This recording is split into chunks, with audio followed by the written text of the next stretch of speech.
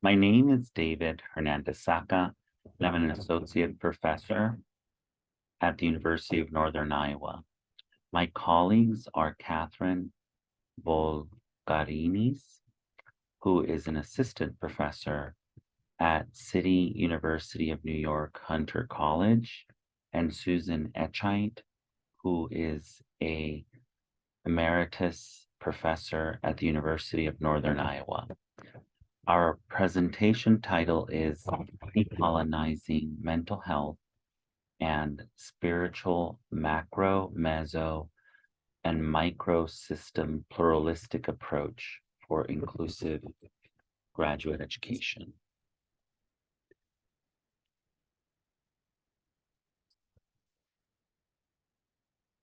The purpose is to center the need for systematic, spiritual, effective, and responsive supports that move beyond technical matrix and towards more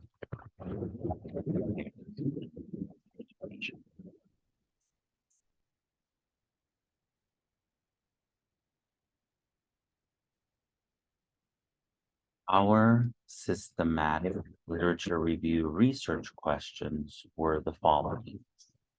What is global inclusive education? What is international inclusive education law? How has global inclusive education been theorized, conceptualized, and studied?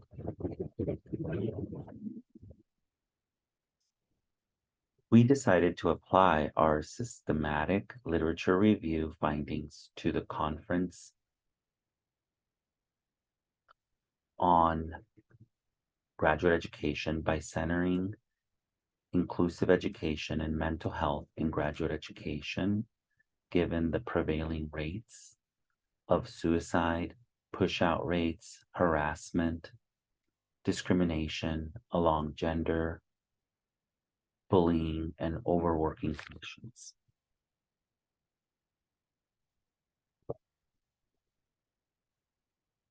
We examined law and policy reforms internationally to discern the impact of such initiatives on access to inclusive education for students with disabilities.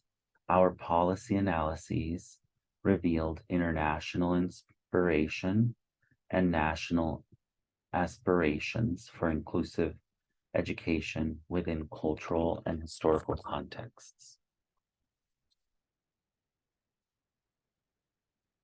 The absence of clear definition, standards, and goals for inclusive education programs results in variability in school policies and practices.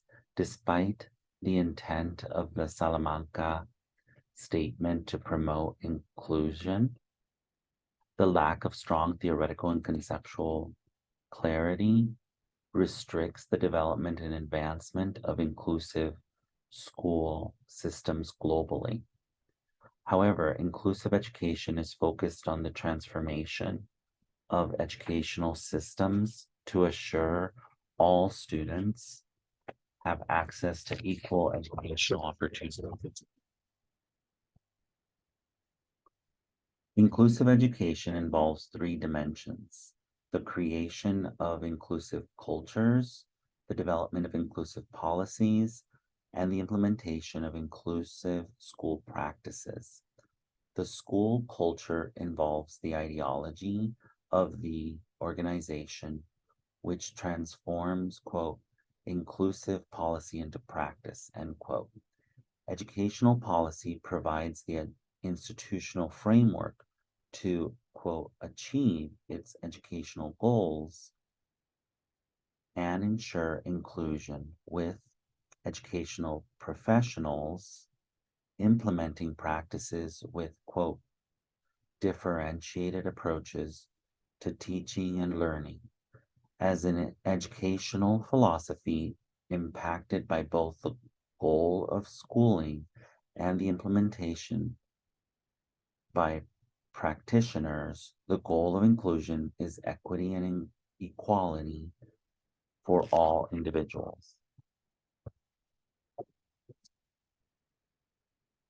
The absence of clear definitions of global inclusive education, coupled with the failure to consider local and cultural historic contexts, limited the conclusions of a majority of the studies included in the review. This was perhaps, excuse me, the most prevalent theme of the systematic literature review, the importing or imposing of international inclusive education frameworks without consideration of the meso and the micro level factor. An aspiration and ideal that is interpreted within nation states in various ways. This means it can be technical and responsive to local ideas of what disability is and what is human worth, what is productivity, etc. These norms are infused with global inclusive ideals that are responsive to local contexts.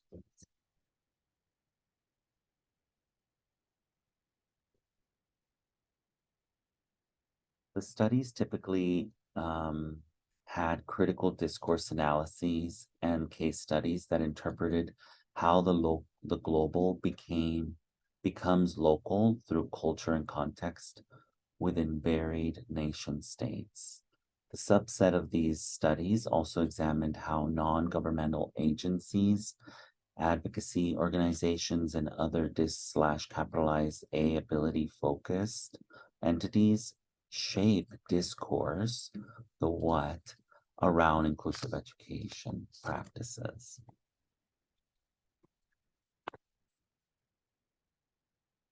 This is movement forward, but it does not necessarily mean that ideologies and harmful norms and practices are shifted. There is a gulf between the ideal and the reality. This can also be applied to higher education, where rhetoric around such factors around diversity, equity, and inclusion may be prominent, but actual implementation and infusion of inclusive ideology and practices is typically superficial, located in small, isolated pockets, and thus impact students. So we just reviewed our systematic literature review of inclusive education and international inclusive education law. We wanted to foreground within this piece for this conference a spiritual paradigm within the qualitative sciences that helped us enter into those prevailing rates that we talked about before through a decolonial mental health and spiritual paradigm. The macro, meso, and the micro analytic framework synthesize the dynamics and interactions between individual graduate students and university structures and policies, and the legislation and regulations governing policy and practices at institutions of higher ed.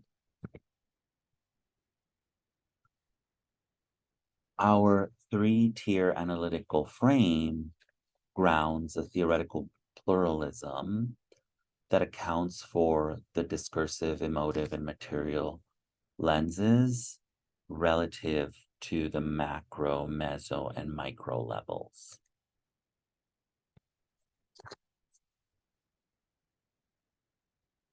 Our theoretical pluralism exposes the historical, symbolic, structural, and ideological contexts that those who are at the most margins, such as Black, Indigenous, and youth of color students or graduate students with and without disabilities have and continue to experience, not only in graduate school, but pre-K through 20 and beyond and into graduate school.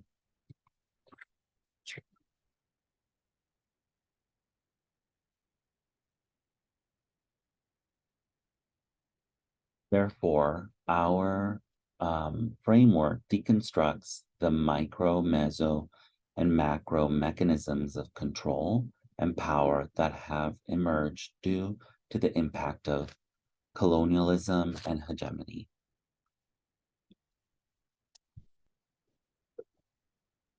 We find it particularly relevant given that diversity, equity, and inclusion initiatives are being cut across the country within the United States in higher education. These cuts are easy to be made because of the, quote, light touch or superficial nature in which DEI initiatives are layered onto often harmful and oppressive policies and practices in higher ed.